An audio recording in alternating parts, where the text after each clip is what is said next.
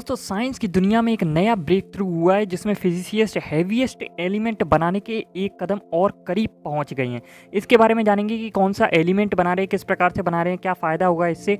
उससे पहले अगर आपने चैनल को सब्सक्राइब नहीं किया है तो प्लीज़ ज़रूर से कर लीजिए। ये अचीवमेंट लॉरेंस बर्केली नेशनल लेबोरेटरी में हुई, जहाँ साइंटिस्ट ने एलिमेंट 120 बनाने के लिए पहला क्रूशियल स्टेप उठाया, लिवरमोरियम प्रोडक्शन। तो बर्कली लैब के साइंटिस्ट ने लिवरमोरियम एलिमेंट जो कि 116 है के 2 एटम्स प्रोड्यूस किए यूजिंग टाइटेनियम पार्टिकल बीम। ये प्रोडक्शन न्यूक्लियर स्ट्रक्चर 2024 कॉन्फ्रेंस में अनाउंस हुई थी। लिवरमोरियम बनाने से एलिमेंट 120 बनाने की तरफ एक इम्पॉर्टेंट माइलस्टोन अचीव हुआ है। मतलब जो लिवरमोरियम एलिमेंट 116 है, इसको बनाने से जो एलिमेंट हमको 120 बनाना है उसका एक तरफ हमने कदम बढ़ाया एक तरह से। प्रोसेस क्या है था इसका, तो टाइटेनियम पार्टिकल बीम यूज़ करके हैवी एलिमेंट्स के एटम क्रिएट किए गए। ये process high energy particle collision पर बेस्ड है, जिसमें न्यूक्लियाई कंबाइन होके हैवियर न्यूक्लियाई फॉर्म करते हैं। इन सब में बर्कली लैब जो है उसका क्या कंट्रीब्यूशन है, तो बर्कली लैब पहले भी सिग्निफिकेंट डिस्कवरीज कर चुका है। ये लैब अब तक नोन 118 एलिमेंट्स में से 16 एलिमेंट्स है उसको डिस्कवर कर चुकी है। इनकी लेटेस्ट डिस्कवरी है एलिमेंट 116 को सक्सेसफुली प्रोड्यूस करना है, जो एलिमेंट 120 के सिंथेसिस का पहला स्टेप है। साइंटिफिक अचीवमेंट क्या है, इसको करके हमें क्या मिला, तो हैवीएस्ट एलिमेंट्स क्रिएट करना साइंटिफिक अंडरस्टैंडिंग और न्यूक्लियर फिजिक्स को ब्रॉडन करता है।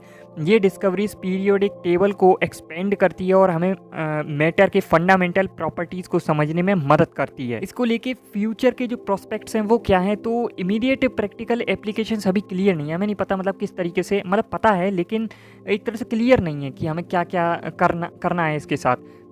जैसे बहुत सारी चीज़ें कर सकते हैं लॉन्ग टर्म में। ये elements advance material, nuclear energy और मेडिकल टेक्नोलॉजी में यूज़ हो सकते हैं। इसके अलावा भी और चीज़ों में काम आ सकते हैं। ये लिवरमोरियम का प्रोडक्शन करने के लिए साइंटिस्ट ने अपने heavy ion accelerator the 88 inch cyclotron use करके एक्सपेरिमेंट को परफॉर्म किया था। ये रिएक्शन पहले कभी डिमॉन्स्ट्रेट नहीं हुई थी, इसको प्रूव करना ज़रूरी था before attempting to make element 120। Jacqueline Gates जो बर्कले लैब में न्यूक्लियर साइंटिस्ट है, उन्होंने इस पूरे एफर्ट को लीड किया है। तो उन्होंने कहा है कि एक नया एलिमेंट क्रिएट करना बहुत रेयर फीट है। प्रोसेस का पार्ट बनना और प्रॉमिसिंग पाथ जो है उसको फॉरवर्ड देखना काफ़ी एक्साइटिंग है। साइंटिस्टों ने कहा है कि हमें नेचर का सपोर्ट चाहिए था और नेचर ने हमें सपोर्ट दिया। एलिमेंट 120 बनाने में एलिमेंट 116 का कंपैरिजन में 10 टाइम्स ज़्यादा टाइम लगेगा।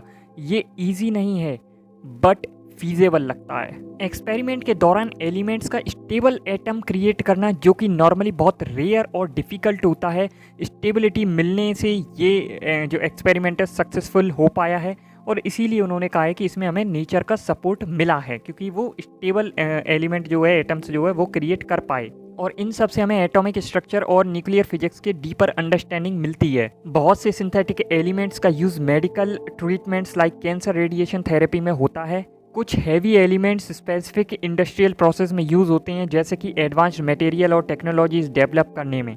और जैसे कि मैंने बताया था कि पीरियोडिक टेबल और मैटर के फंडामेंटल प्रॉपर्टीज़ के बारे में नई इंसाइट्स मिलती है मतलब इससे, और जो फ्यूचर टेक्नोलॉजीज को शेप कर सकती है, उससे नई नई टेक्नोलॉजी हम क्रिएट कर सकते हैं। तो ये सब इससे फ़ायदा होने वाला है। इसके अलावा साइंटिस्टों ने एक ऐसा डिवाइस बनाया है जिससे कि आप दूर से ही किसी का दिमाग को कंट्रोल कर सकते हो। और ऐसे भी डिवाइस बन चुके हैं कि आप बस अपने दिमाग की हेल्प से ही गेम्स खेल सकते हो। कोई कंट्रोलर, कीबोर्ड, माउस, किसी चीज़ की ज़रूरत नहीं है। और आपको ये पता होगा कि हीरे अब लैब में बनाए जा सकते हैं, पर अब एक नई टेक्नोलॉजी आ गई है जिससे 15 मिनट में हीरा बन जाता है। ये सब के बारे में मैंने वीडियो बनाई हुई है, आई बटन पर मिल जाएगा।